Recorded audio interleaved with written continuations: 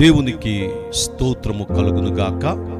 ప్రభునందు ప్రియమైనటువంటి దేవుని బిడ్డలారా, నేటి దినములలో మానవుని యొక్క జీవిత విధానములో చాలా ప్రాముఖ్యమైనటువంటిది ఏమిటంటే ఆయుష్, అనగా జీవం.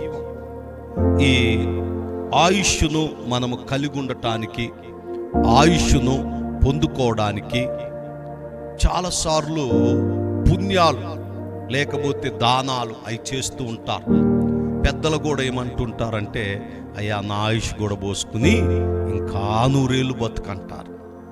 వాస్తవంగా వాళ్ళు వీళ్ళు అంటే మనం బతికేటట్లయితే ఎంతోమంది మరి ఆ రీతిగా సంవత్సరాలు బతకొచ్చు. కానీ అలా లేదు.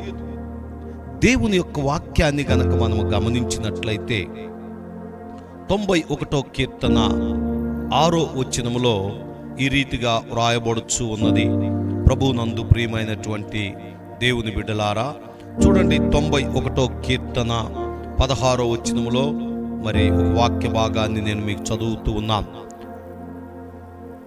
దీర్ఘాయువు చేత అతన్ని తృప్తిపరచెదను, నా రక్షణ అతనికి చూపించెదను.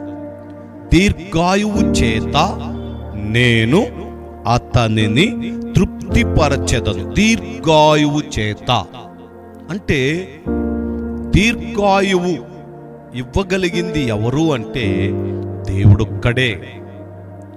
దేవుని యొక్క సన్నిధిలో మరి సంపూర్ణ సంతోషం ఉంది మొదటగా. రెండవదిగా మరి ఆయన రెక్కల క్రింద మనకు ఆరోగ్యం ఉంది. దయతో గమనించండి, దీర్ఘాయువు ఆయుష్ను పెంచేది. 33వ కీర్తనలో ఒక వాక్య భాగాన్ని మనం చూచినట్లయితే, మరి వారి ప్రాణమును మరణము నుండి తప్పించుటకు దేవునికి అధికారం ఉంది. కనుక ఈరోజు దీర్ఘాయువు అనేటువంటిది మన యొక్క జీవితంలో చాలా ప్రాముఖ్యమైనది. ఒక బర్త్డే మనము జరుపుకుంటున్నాము అంటే అది దేవుని కృప, అది దేవుని దీవెన. ఈరోజు మన జీవితాన్ని చూస్తూ ఉన్నట్లయితే మరి ఎప్పుడు ఏమవుతుందో కూడా అర్థం కానటువంటి దుస్థితిలో మన యొక్క బ్రతుకుంటా ఉంది. మన బ్రతుకు ఏ పాటిది, మనము ఏ పాటి వారం, ఇంతలో కనబడి అంతలో మాయమైపోయేటువంటి జీవితాలు మనవి. మరి ఇలాంటి జీవితాలను దేవుడు మరి కరుణించి, ప్రేమించి, గౌరవించి ఆయన ఇస్తున్నటువంటి ఒక మంచి మాట ఏమిటంటే, దీర్ఘాయువు చేత అతన్ని తృప్తిపరచెదను.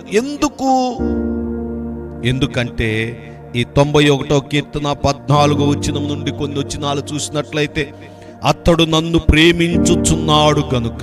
అది ముఖ్యం. మనం దేవుణ్ణి ప్రేమిస్తే, దేవుని మాటకు లోబడితే, దేవుడు మనకు దయచేసేటువంటివి అన్నీ ఇన్ని కాదు, వాటిలో చాలా ప్రాముఖ్యమైనటువంటిది ఆయుష్. ఈ ఆయుష్ దేవుడివ్వాల్సిందే. ఏ మానవుడు, ఏ తల్లి, ఏ తండ్రి ఇచ్చేది కాదు. ఒకవేళ నీకు మంచి డాక్టర్స్ ఉన్నా, పెద్ద హాస్పిటల్స్ ఉన్నా, వారు సహితం ఆయుష్ను ఇవ్వలేరని దేవుని సేవకునిగా చెప్పుచూ ఉన్నాను. కానీ దేవుని యొద్దకు వస్తే, దేవుణ్ణి ప్రేమిస్తే, అతడు నన్ను ప్రేమించుచున్నాడు గనుక నేను అతన్ని తప్పించెదను. అతడు నా నామం ఎరిగిన వాడు గనుక నేను అతన్ని గనపరిచెదను. అతడు నాకు మొర్ర పెట్టగా నేను అతనికి ఉత్తరమిచ్చేదను. శ్రమలో నేను అతనికి తోడై ఉండేదను. అతన్ని విడిపించి అతన్ని గొప్ప చేసేదను. దీర్ఘాయువు చేత అతన్ని తృప్తిపరచెదను. దీర్ఘాయువు చేత పరిశుద్ధ గ్రంథములో మనం చూసినట్లయితే ఈ 90వ కీర్తన 10వ వచనములో, మా ఆయుష్ కాలము 70 సంవత్సరములు, అధిక బలమున్న ఎడల 80 సంవత్సరములు అయినను వాటి వైభవము ఆయాసమే, దుఃఖమే. చూసారా, నువ్వు ఎంత బతుకుదామన్నా 70 లేక 80 సంవత్సరాలు బ్రతికినా నీ యొక్క జీవితం అంతా వాటి యొక్క వైభవము మరి ఆయాసమే, దుఃఖమే. ఈరోజు ఈ మాటలు వినుచున్న నా ప్రియ సహోదరి సహోదరుడా, నీవెంతకాలం దేవునికి దూరంగా ఉంటావు? నీవెంతకాలం నిన్ను నీవు మోసం చేసుకుంటూ దీవెన లేని, ఆశీర్వాదం లేని, ఒక మంచి భవిష్యత్తు చూడని నీ ప్రయాణం, నీ ప్రయాసం వ్యర్థం. గమనించు, నీవు ఎక్కడ దీవించబడాలో, నీవెక్కడ ఆశీర్వదించబడాలో, ఎక్కడ నీ భవిష్యత్తు నువ్వు చూచాడో అక్కడ నువ్వు నిలవబడటానికి ప్రయత్నం చేయి. పరిశుద్ధ గ్రంథములో, రాజుల గ్రంథములో చూసినట్లయితే హిజ్కియా అని పిలువబడుతున్నటువంటి ఒక వ్యక్తి దేవునికి విరోధముగా పాపము చేసి దేవుని యొక్క ఉగ్రతను పొంది దేవుని యొక్క శాపముకు గురైనప్పుడు మరి ప్రవక్త వచ్చి చెప్పుచూ ఉన్నాడు, హిజ్కియా, నీవు దేవునికి విరోధముగా పాపం చేసావు, దేవునికి నీవు విరోధముగా ప్రవర్తిస్తున్నావు, కాబట్టి ఇదిగో నీకు మరణకరమైన రోగం వచ్చి నీవు చనిపోతావు అనంగాల్నే పాపం అతను తన పాపం ఏంటో తెలుసుకున్నాడు, తన అవిధేయత ఏంటో తెలుసుకున్నాడు, తనలో ఉన్నటువంటి ఆయాస్కరమైనటువంటిది ఏమిటో తెలుసుకుని దేవుని తట్టు తిరిగి కన్నీరు కార్చి ప్రార్థన చేయటం మొదలుపెట్టాడు. ఎప్పుడైతే తన పశ్చాత్తాప హృదయాన్ని, తన పశ్చాత్తాప జీవితాన్ని దేవుడు చూచాడో, మరలా ప్రవక్తను తన దగ్గరికి పంపించి మరలా ఒక చక్కని ఆదరణ, ఒక చక్కని ధైర్యము కలిగిన మాటను, హిజ్కియా, నీ ప్రార్థన దేవుడు విన్నాడు. నీవు దేవుని సన్నిధిలో మొరపెట్టిన మొర ఆయన విన్నాడు. ఇదిగో దేవుడు నీ ప్రార్థన విని నీ పాపములు క్షమించి నీకింకా 15 సంవత్సరాల ఆయుష్ను పెంచుతున్నాడు. దేవునికి స్తోత్రం, హల్లెలూయా.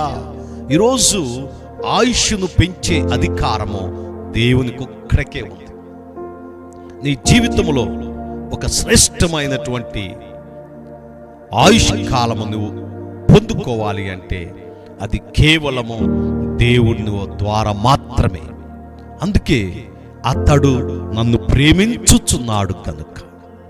ఈరోజు మనము దేవుణ్ణి ప్రేమించుటలో, దేవునికి లోబడుటలో, దేవుణ్ణి గౌరవించుటలో మనలను మనము తగ్గించుకుని ఆయనను ప్రేమిస్తున్నప్పుడు దేవుడు మనకిచ్చేటువంటి ఆశీర్వాదాలలో కల్లా చాలా శ్రేష్టమైనది ఏమిటంటే ఆయుష్. అందుకే 91వ కీర్తన మరి 16వ వచనంలో చూసినట్లయితే దీర్ఘాయువు చేత అతనిని తృప్తిపరిచెను. దీర్ఘాయువు చేత. ఈరోజు ఇట్టి దీర్ఘాయువు లేక ఎంతో మంది ఆ దీర్ఘాయువు కొరకు ఎన్నో ప్రయత్నాలు చేస్తున్నారు, ఎన్నో తీర్థయాత్రలు చేస్తున్నారు, ఎన్నో హాస్పిటల్లో తిరుగుతున్నారు, ఎంతో మంది వైద్యులను సంప్రదిస్తూ ఎంతో ధనాన్ని ఖర్చు పెడుతున్నారు. కానీ ఈరోజు నీవు దీర్ఘాయువు చేత తృప్తి పొందాలి అంటే దేవుణ్ణి ప్రేమించడం నేర్చుకో, ఆయన్ని గణపరచడం నేర్చుకో, ఆయన్ని ఆరాధించడం నేర్చుకో. ఆయన కొరకు బ్రతకడం నువ్వు నేర్చుకున్నప్పుడు దేవుడు నీకు దీర్ఘాయువునిస్తాడని దేవుని సేవకునిగా తెలియపరుస్తూ ఉన్నాం. పరిశుద్ధ గ్రంథములో ఇంకా మరి కొన్ని వచనాలు చూచినట్లయితే మరి 90వ కీర్తన 12వ వచనం, మాకు జ్ఞాన హృదయము కలుగునట్లుగా చేయుము, మా దినములు లెక్కించుటకు మాకు నేర్పుము. మా దినములు లెక్కించుట. ఈరోజు దినాలు ఎంత త్వరగా గతించిపోతున్నాయో, దినములు ఎంత త్వరగా వెళ్ళిపోతున్నాయో ఒక్కసారి ఆలోచన చేయండి. అందుకే మా దినములు, మా దినములు. ఇంకా ఒక వాక్య భాగాన్ని నేను మీకు చెప్పాలి. మా దినములు కాకముందే మేము కొనిపోబడడం, మా దినములు కాకముందే. ఈరోజు మన ఆయుష్ ఎంత అనేటువంటిది మనము గుర్తించలేని పరిస్థితుల్లో ఉన్నాం. ఎప్పుడు ఈ దీపం మారిపోతుందో తెలియదు, ఎప్పుడు ఈ జీవితం పతనమైపోతుందో తెలియనటువంటి ఈ దుర్దినములలో నా ప్రియ సహోదరి సహోదరుడా, నీ జీవితాన్ని దేవునికి అర్పిస్తే దేవుడు నీకు కావలసినటువంటి ఒక ఆయుష్ను దేవుడు నీకు దయచేస్తాడని దేవుని సేవకునిగా తెలియపరుస్తున్నా. మీరు బ్రతకాలని అనుకోవటంలో తప్పు లేదు. ఇంకా కొన్ని సంవత్సరాలు నేను జీవించాలనుకోవటంలో ఏమాత్రం తప్పు లేదు. కానీ నీవు అనుకున్నది జరగాలి అంటే మీరు దేవుని యందు భయభక్తులు కలిగి జీవించాలి. పిన్నలనేమి పెద్దలనేమి తన యందు భయభక్తులు కలిగినటువంటి ప్రతి ఒక్కరిని దీవించుటకు, ఆశీర్వదించుటకు దేవుడు నిలవబడి ఉన్నాడు. ఇదే మంచి సమయం, ఇదే మంచి తరుణం. కనుక యెహోవా కృప మీకు తోడుగా, దేవుని కృప మీకు తోడుగుండాలి. 23వ కీర్తనలో దావీదు భక్తుడు అంటున్నటువంటి మాట, కృపాక్షేమములు నా వెంట వచ్చు. చిరకాలము నేను యెహోవా మందిరములో నివాసము చేసేది. ఈరోజు మనము దేవునితో సహవాసము చేస్తే, దేవుని సన్నిధిని మనము అనుభవిస్తే దీర్ఘాయువు చేత తృప్తి పొందుతాం. పుట్టినరోజు వస్తుంది అంటే సంతోషిస్తాం, సెలబ్రేషన్లు చేస్తాం. కానీ దేవుడు ఆయుష్ ఇచ్చాడనేటువంటిది గుర్తించలేకపోతున్నాం. దేవుడు తన ఆయుష్ను మనకు దయచేస్తున్నాడని మనం గుర్తించినప్పుడు దావీదు భక్తుడు అన్నట్టు, నా ప్రాణమా యెహోవాను సన్నుతించు, నా అంతరంగమునున్న సమస్తమా ఆయన పరిశుద్ధ నామమును సన్నుతించు. ఎందుకంటే ఈ ప్రాణము దేవుడిచ్చినటువంటిది. ఈ ప్రాణముతో దేవునికి కృతజ్ఞతాస్తుతులు చెల్లించవలసిన వారమై ఉంటున్నాం. కనుక నా ప్రభువునందు ప్రియమైనటువంటి దేవుని బిడ్డలారా, మన జీవితంలో దీర్ఘాయువు అనేటువంటిది గొప్ప బహుమానం ఇది. ఎందుకంటే దేవుడిచ్చిన అన్ని పరిస్థితుల కంటే, అన్ని బహుమానాల కంటే, అన్ని స్థితిగతుల కంటే ఆయుష్ అనేది చాలా ప్రాముఖ్యం. ఎందుకంటే ఆయుషే లేకపోతే ఎన్నుంటే ఏం ప్రయోజనం? అన్నీ ఇచ్చాడు, కానీ మనం చచ్చిపోతే. కనుక ఆయుష్ అనేటువంటిది దేవుడిచ్చేటువంటిదని గుర్తించి అతన్ని ప్రేమించాలి, అతన్ని గౌరవించాలి. ఆయన సన్నిధిని అనుభవించినప్పుడు మనకు మంచి మాట, దీర్ఘాయువు చేత నేను అతన్ని తృప్తిపరచెదను. అట్టి దీర్ఘాయువును మనము పొందుకొనుటకై దేవుణ్ణి ప్రేమించుదాం, దేవుణ్ణి ఆరాధించుదాం, దేవుణ్ణి గణపరచుదాం. దేవుడు తన మాటలు మన ఎనుకలు దీవించి ఆశీర్వదించును గాక.